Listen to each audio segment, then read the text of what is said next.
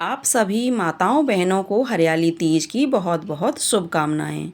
श्रावण मास के शुक्ल पक्ष की तृतीया तिथि को मनाई जाने वाली हरियाली तीज नारी शक्ति, सौंदर्य, समर्पण और सौभाग्य का अनुपम पर्व है।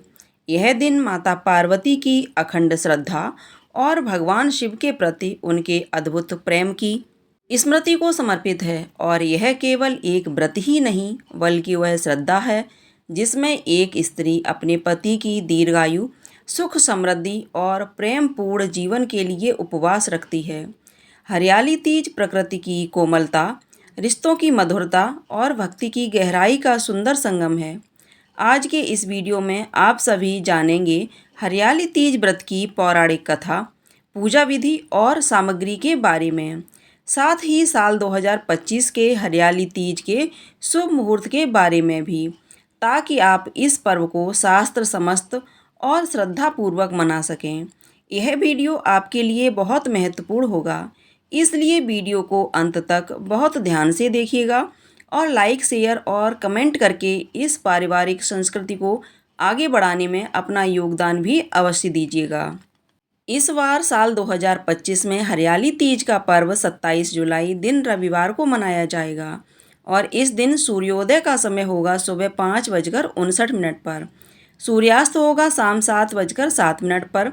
ब्रह्म मुहूर्त सुबह 4:23 से 5:11 तक रहेगा।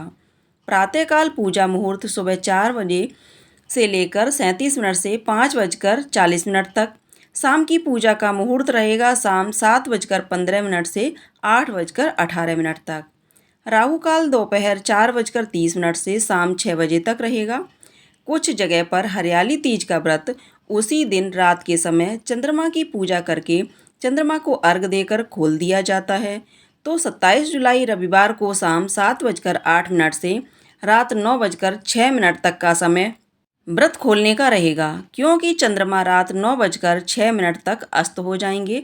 इसलिए चंद्रास्त होने से पहले शाम की पूजा करके व्रत खोल लेना चाहिए। वहीं कुछ जगह पर महिलाएं अगले दिन सुबह सूर्योदय की पहली किरण के साथ ही पूजा करके व्रत खोल लेती हैं। तो आपके यहाँ पर जैसी भी मान्यता हो उसके अनुसार आप इस व्रत को रख सकती हैं और व्रत का पारण कर सकती हैं। आइए पूजा विधि के बारे में जानने से पहले सुनते हैं हरियाली तीज की कथा। प्राचीन कथा के अनुसार भगवान शिव ने देवी पार्वती को उनके पूर्व जन्म का स्मरण कराने के लिए तीज की कथा सुनाई थी। भगवान शिव ने कहा, हे पार्वती, तुमने हिमालय पर मुझे वर के रूप में प्राप्त करने के लिए कठिन तप किया था और बहुत नियमों के साथ उपवास भी रखे थे।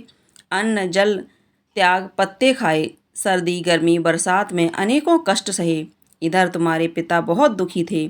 एक दिन देवर्षि नारद तुम्हारे घर पर पधारे और कहने लगे, मैं श्री विष्णु के कहने पर तुम्हारे घर पधारा हूँ और वह आपकी कन्या से प्रसन्न होकर विवाह करना चाहते हैं। आप अपनी राय बताएं। तब पर्वतराज बड़ी प्रसन्नता से तुम्हारा विवाह श्री विष्णु से करने को तैयार हो गए। लेकिन जब इस विषय में तुम्हें पता चला तो तुम्हें बड़ा दुख हुआ, क्योंकि तुम मुझे मन से अपना पति मान चुकी थी। तब तुमने अपने मन की यह बात अपनी सहेली को बताई और सहेली ने तुम्हें एक ऐसे घने वन में पहुंचा दिया जहां तुम्हारे पिता नहीं पहुंच सकते थे। वहां पर तुमने कठिन तप करने लगीं। इधर तुम्हारे लुप्त होने से पिता बहुत चिंतित और व्याकुल होकर सोचने लगे कि अगर इस बीच श्री विष्णु बारात लेकर आ गए तो क्या होगा। भगवान शिव ने देवी पार्वती से आगे का वृत्तांत सुनाते हुए कहा, देवी, तब तुम्हारे पिता ने तुम्हारी खोज में धरती पाताल एक कर दिया, पर तुम उन्हें कहीं भी नहीं मिली। तब गुफा में रेत और बालू से शिवलिंग बनाकर मेरी आराधना में लीन थी। फिर प्रसन्न होकर मैंने मनोकामना पूर्ण करने का तुम्हें वचन दिया। तब तक तुम्हारे पिता खोजते हुए गुफा तक पहुंच चुके थे। तब तुमने उन्हें बताया कि तुमने अधिकांश जीवन शिवजी को पति रूप में प्राप्त करने के लिए तप में बिता दिया है। आज तप सफल रहा और शिवजी ने तुम्हारा वरण कर लिया है। तुमने अपने पिता को यह भी बताया कि मैं आपके साथ एक ही शर्त पर घर वापस चलूँगी। यदि आप मेरा विवाह शिवजी से करने को तैयार हों। तब पर्वतराज देवी पार्वती की इस हठ को देखकर मान गए। बाद में हे देवी, विधि विधान के साथ हमारा विवाह हो गया। हे पार्वती, तुमने जो कठोर तप किया था उसी के फलस्वरूप हमारा विवाह हो सका। इस व्रत को निष्ठा से करने वाली प्रत्येक स्त्री को मैं मनोवांछित फल देता हूँ। उसे तुम जैसा अचल सुहाग का वरदान प्राप्त हो। मान्यता है कि इस सबसे पहले देवी पार्वती ने हरियाली तीज का व्रत रखा था और तभी से हरियाली तीज व्रत रखने की परंपरा प्रारंभ हो गई। इस दिन से जो भी महिलाएं या कन्या सच्चे मन से पूर्ण श्रद्धा और विश्वास के साथ तीज का व्रत रखती हैं और कथा का श्रवण करती हैं, उनकी समस्त मनोकामना भगवान शिव और देवी पार्वती पूर्ण करते हैं। आइए जानते हैं हरियाली तीज की पूजा विधि के बारे में। हरियाली तीज पर निर्जला व्रत रखा जाता है, जिसे करवा चौथ की तरह बहुत कठिन माना जाता है। महिलाएं इस दिन व्रत का संकल्प लेकर माता की चौकी सजाती हैं और खुद भी 16 श्रृंगार करती हैं। कुंवारी कन्याओं को भी इस दिन हरे रंग के वस्त्रों का और आभूषणों का प्रयोग करके अच्छी तरह सज संवर कर भगवान शिव और माता पार्वती की पूजा करनी चाहिए।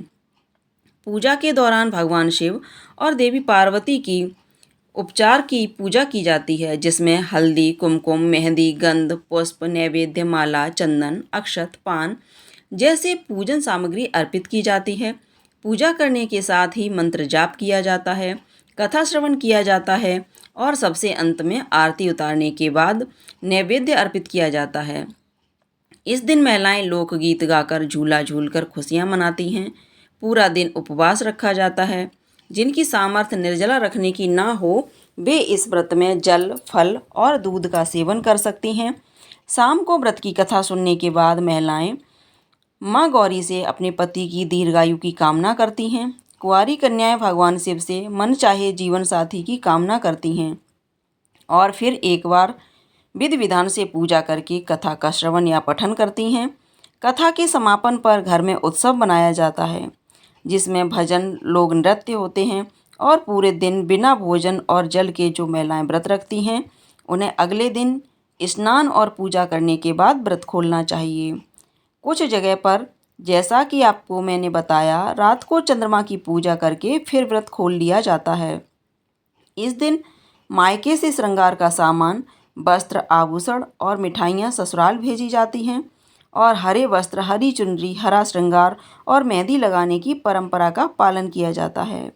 इस दिन सुहाग की सामग्री भेंट में देने से सुहाग की लंबी उम्र होती है। कुंवारी कन्याओं को भी सभी मनोकामना पूर्ति के साथ अच्छे गुणों वाला पति मिलता है। तो इस प्रकार से हरियाली तीज की पूजा की जाती है। ध्यान रखें, किसी भी व्रत को करते समय मन में श्रद्धा अवश्य हो और उस दिन आप अपनी सामर्थ्य के अनुसार कुछ न कुछ दान किसी योग्य व्यक्ति को दें। योग्य व्यक्ति को दिया गया दान ही सफल माना जाता है। अयोग्य व्यक्ति को दिए गए दान से अब तक किए गए सभी दान का पुण्य नष्ट हो जाता है। इसलिए आप इस बात का भी विशेष ध्यान रखें। माँ पार्वती को श्रृंगार की सभी सामग्री अर्पित करने के साथ ही सिंदूर भी अवश्य लगाएं। सुहागन महिलाएं इस सिंदूर को अपनी मांग में भी भरें और माता पार्वती से अपने परिवार की सुख समृद्धि, अपने पति की दीर्घायु के लिए कामना करें। तो यह थी आज की वीडियो। अगर आपको वीडियो अच्छी लगी हो तो वीडियो को लाइक ज़रूर कीजिएगा।